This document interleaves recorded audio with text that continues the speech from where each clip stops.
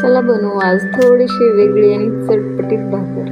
तुमच्या घरी पण असं कोणी आहे का ज्याला भाकर नाही आवडत? तर तुम्ही ही भाकर नक्की ट्राय करा.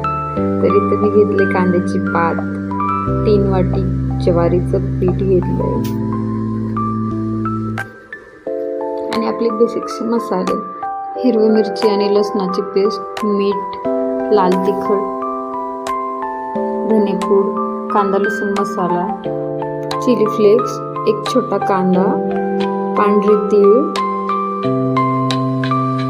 आणि 1 चमचा तेल आणि ते गरम पाणी ॲड केले.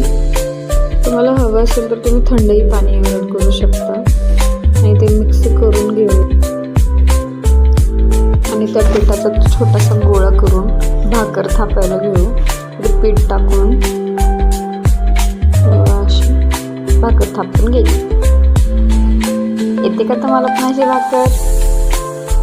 वाव. थोडीशी तीळ लावून घ्यायची, त्याला पण थोडंसं थापून घेऊन भाकर शेकायला तव्यावर टाक.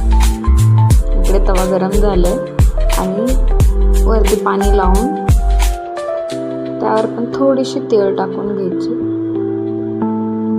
आणि चांगली कडक भाकर शेकून घ्यायची. थोडंसं तेल लावून वाव, हे बघा अशी पलटून घ्यायची. इकडे पण थोडंसं तेल लावायचं. वाव, मस्त कडक कडक भाकर.